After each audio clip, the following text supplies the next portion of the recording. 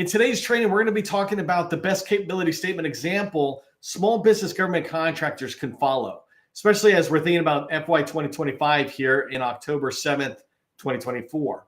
So this is based on years of my own experience and talking with hundreds and hundreds of federal buyers in different roles over the last 7 years. Capability statements, if you haven't heard me say this before, are one of the 6 marketing assets that small businesses should have for yourself, right? And it's the second most important one following DSBS, or the Dynamic Small Business Search Tool. You can learn a lot more about that from many trainings I've done on DSBS. It's very important to me, so I train on that constantly. But today we're going to be talking about capability statements, in particular, capability statement examples that are out there. And I wanted to motivate you through today's training to refresh your company's capability statement for FY 2025, right? For those of you who maybe aren't familiar, the government's fiscal year, their year has ended September 30th, and now we're at the beginning of the new year. We call this fiscal year 2025. And this runs from October 1st to September 30th, 2025. And so I'm suggesting that you refresh your capability statement and get it out there. I think refreshing your capability statement is also a great way to knock on doors of people you've known before but maybe haven't followed, or knock on new doors. Hey, I've got an updated 2025 capability statement. I just want to put it out your way. Could we have a meeting? Ironically, by the way, that is a little bit of two things, but you get my point. It's a great way to be able to kind of reach out to people. I'm going to break today's training down into 4 topics related to these best capability statement example that I think can land you meetings over and over again, because that's kind of the purpose of a capability statement. So first thing I want to do is just remind you and remind me and us, right? What is a capability statement? What's its purpose? What should we be paying attention to? The second thing is what should be in our capability statement? There's certain information. It doesn't need to contain everything. So I want to tell you exactly what it should contain in order to land your meetings. The third thing I want to talk about and I want to walk you through is a template or framework for what I consider the best capability statement example out there, right? It's one that I have refined from federal buyers' guidance over 7 years. I've just watched it. I don't take one person's advice or one agency's.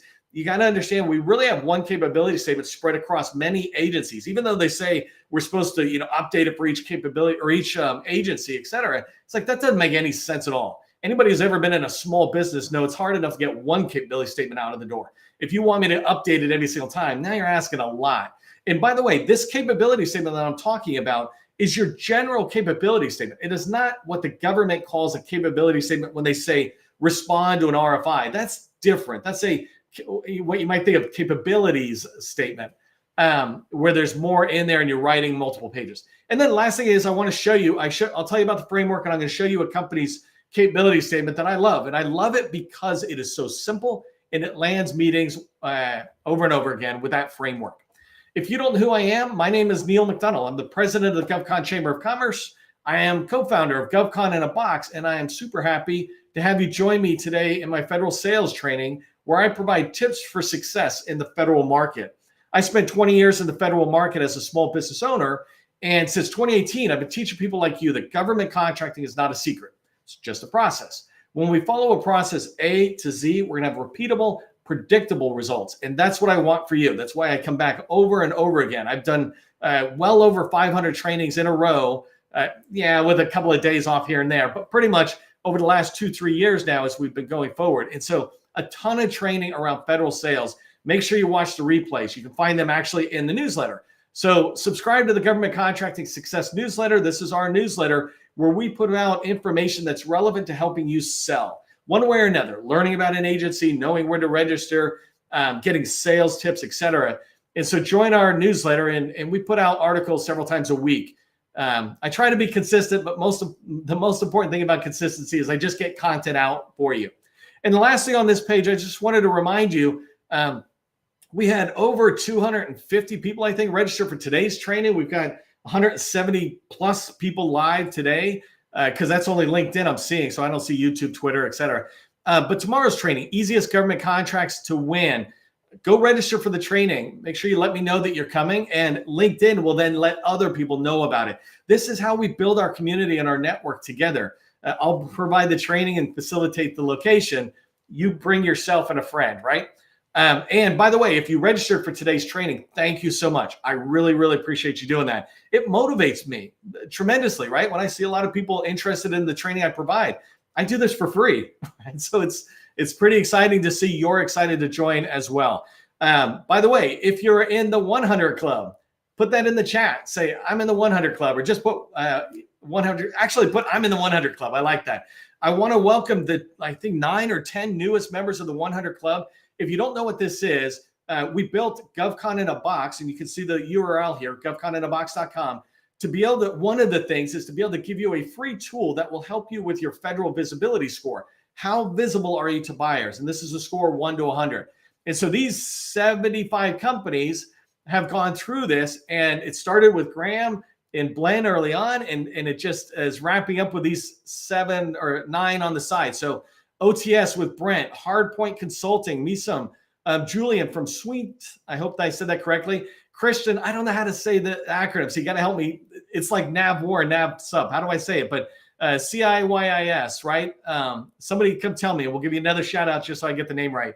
And then QGI, Sabrina, and GGS with Tim Riley there.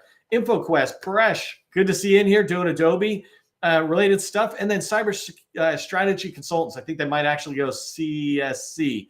But Will, these guys did what it took to get up to the 100 points. I give you guidance every step of the way on how to update your federal visibility score for free, right? You do it all on your own. We just provide the guidance. You don't need my help doing it. So go to govconinAbox.com. All right, so let's dive in. We're going to go pretty fast. If you haven't figured this out already, I talk at a fire hose pace. But I want to begin with what is a capability statement. So I say every marketing asset that you have, and there's 6 for small businesses in the government contracting space, every marketing asset should have a purpose. What is the purpose? Only knowing the purpose will you know whether this tool is working for you. So the purpose of a capability statement is not to inform somebody all about your company, right? It's not to teach them and educate them. It's to land a meeting. That's its job. And so if I give somebody a capability statement, I want them to say, yes, I will meet with you, or no, I won't meet with you. And the alternate third one is not me, but Sally will meet with you, right? So yes, no, or Sally. And that's what you want the capability statement to do. You don't want it to do anything else. You don't want them to learn all about cybersecurity from your capability statement. That's a whole different thing. That's what your website's for. So I say that you want to get to know fast. This is really important. When you're newer to sales, sometimes you're afraid of no, but you should really embrace no, because in sales, you generally are looking for 84 no's and 16 yeses out of every 100 people you talk to. Unfortunately, a lot of us call 16 people. We're like, oh, we're not getting the yeses. It's like, that's not how it works. You have to call 100 people to be able to get those 84 no's out of the way, and then you get 16 yeses. I did this just last week when I was training one of our team on supporting a customer, and they were reaching out to 400 people, right? When I talk about doing this, I do this on a regular basis. So last week, we had 400 people in our target list, and they reached out to them. And there was this pattern that we have that we use with our workshop customers, et cetera. And in there, we reached out, and we got a fair amount of no's, but we got 15 yeses. And these are huge. This is a big deal. Actually, there was 15 yeses with large firms. It was a unique thing we were trying to do. And that's really important. We kind of ignore the no's. We just update the no's. Many of those no's, by the way, we will turn around into yeses later because they're like, no, we don't do what you do. It's like, well, you don't understand what we do, right? We'll come back to that. But when you sit there and use a capability statement, they were able to quickly say no and quickly say yes to us. It didn't take them long at all, which was a lot of fun for us, right?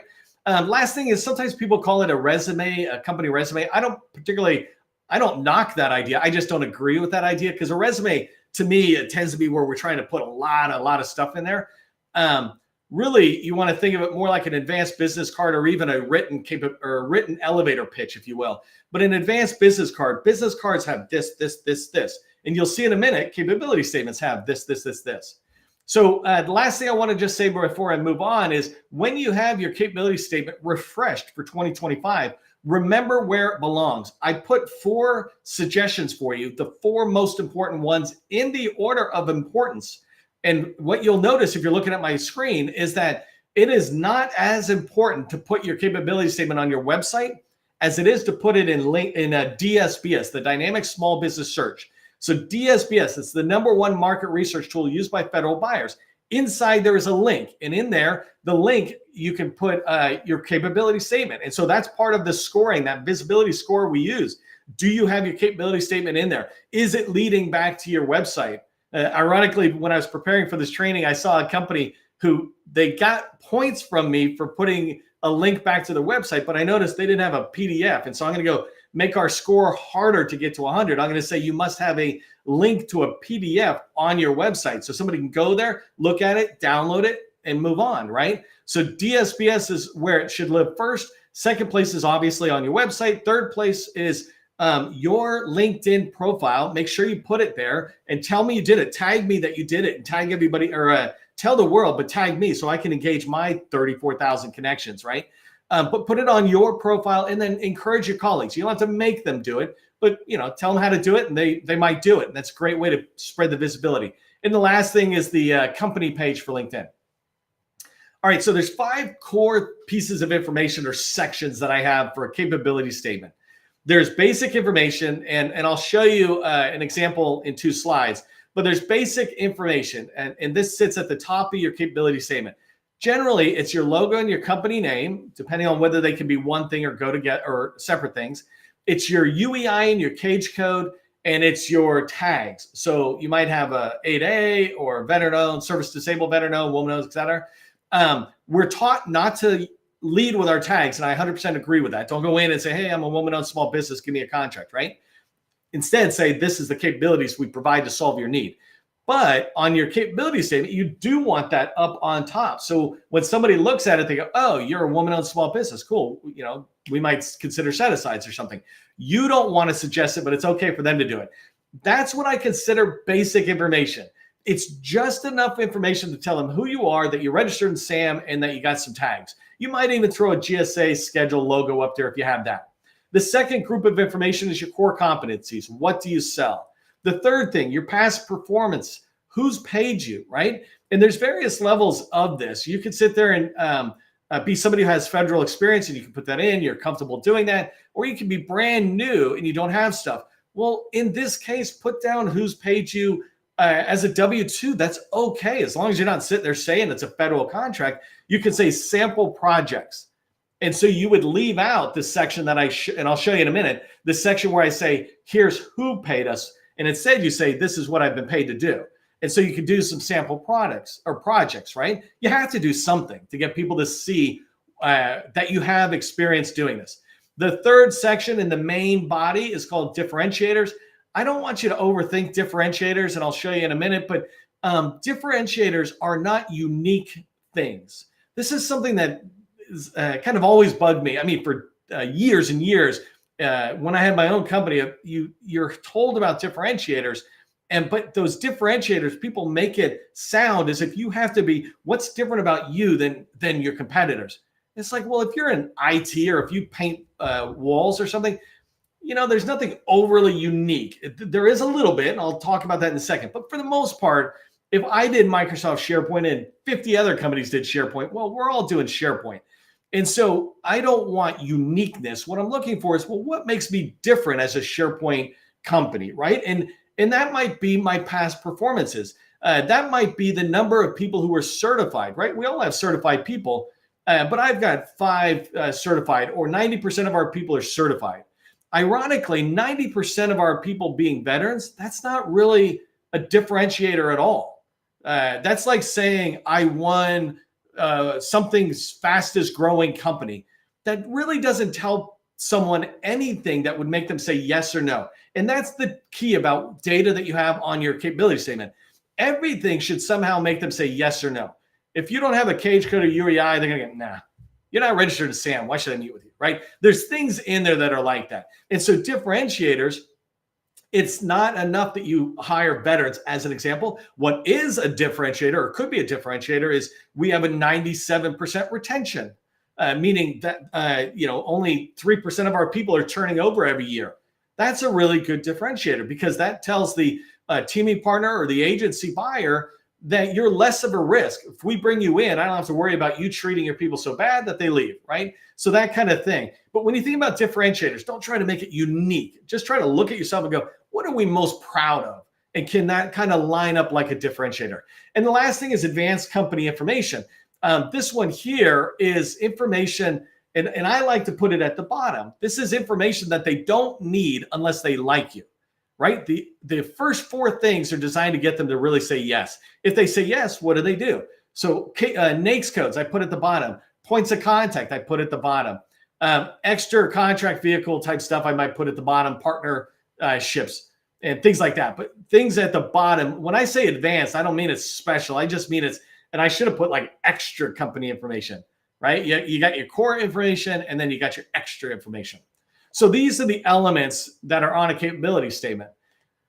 The framework I want you to think about, I'm going to show you again, I'll show you in a second. By the way, really quickly, just as a reminder, if you want me to showcase your capability statement and you follow the format I say, right? Don't tag me if you're not going to follow my format because I won't engage you. Because it's the opposite of what I teach. But if you follow my format, even if you do it in your own style, but you basically are following my format and what I'm showing here with the framework here, and you take your capability statement, refresh it for 2025, and you share it as a post out on LinkedIn, tag me, and you can see in my LinkedIn newsletter an article where I explain how to tag me. But basically, hey, following Neil McDonald's guidance or something, and tag me when you say my name. I will come and engage. I have 34,000 followers. Sometimes I can engage and it'll bump up your capability statement to a lot of other people. I would love to do that. It takes me 2 seconds to do something kind. So just let me know when you're ready to share it out to the world. Okay, so the couple of things I want you to pay attention to when you think about a capabilities statement template. First off, this is all me, right? This is me and my experience saying this is my recommendation. I'm not here to debate anybody. But the first thing is a capability statement needs to be done in Microsoft Word. That is the most common format that anybody can go into and edit. I put here, don't do it in Canva. That's just because I couldn't think of the other proprietary tools that are out there, like publishing tools, etc. The reason I want it in Word is because any single person can do it. If you go get somebody on Fiverr to build it for you, demand that they give it to you in Word. That way you can edit it later. We're not trying to win awards.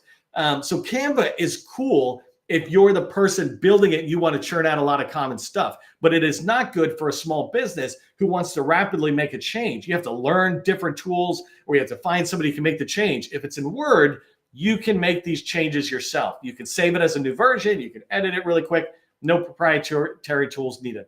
Okay, so the next thing is when you think about a capability statement, the template framework for you, it needs to be in a Z format. And I'll show you this in 1 second.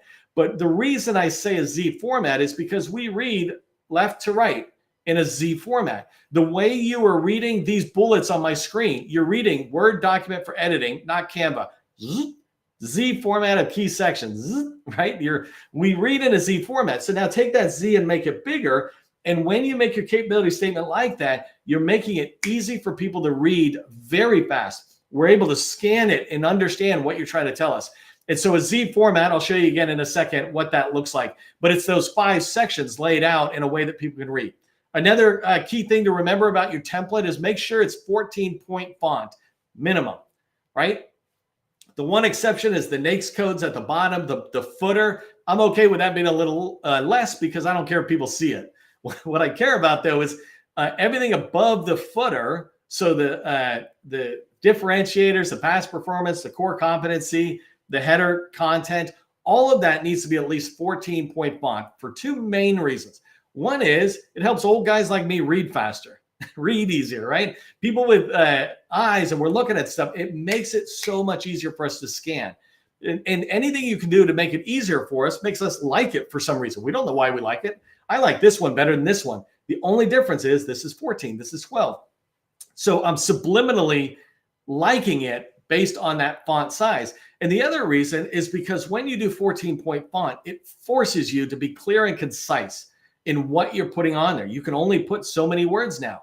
Now you have to get really good and go, what are our core competencies in 3 or 4 keywords, these main words, and a few bullets? What are our past performances? Not in a paragraph, but in a few bullets that say, oh, I know what that past performance is. I know what it is. Tell me more about that. Tell me more about that.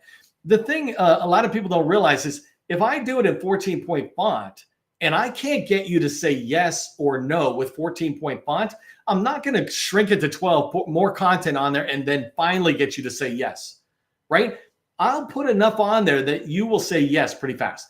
4th bullet, make sure that you only share as a PDF when you're putting it out on your website, on LinkedIn, when you're sending it to a federal buyer or a teaming partner. Make sure it's in PDF. This is really important. And it's important to remember that you're doing it from a Word document to PDF. Sometimes people do an image and then make it a PDF. The problem with this is that the way the technology works, if somebody's doing a keyword search on their hard drive, if your content is in an image, they can't, it's not indexed. I can't find it. But when you do it in a Word document and then go to PDF, these are the most common tools used within the federal government, right? Word and PDF, or Adobe Acrobat, right? Those are the two of the most common used tools. And so when you use the same tools as the government, you're making it really easy for you to do your job and then for them to be able to find you on the resulting PDF file. All right, last tip on here is that make sure you're using metadata. Metadata is another name for the file properties. And so first piece of metadata you can think about, and I got an example here, the very first piece of metadata is the file name, right? And there's certain advice that people give on the way to have file name done. But at the very least, make it clear, right? Here it says, and I thank Graham, who was our #1 company in the 100 Club. So I use them as an example, but they're awesome as well. But Graham has a capability statement, right? And so there's the file name. And then if you go to Word and or Acrobat, but if you do this in Word, it just comes forward to the PDF. Go to Word, go to the File menu. In the File menu, you will see either the word Properties or you will see the word Info. When you click on them, it will show you something like this. It will show you File Properties or Document Properties. It'll make sense the minute you see it. But make sure you're populating it, right? Give it a title.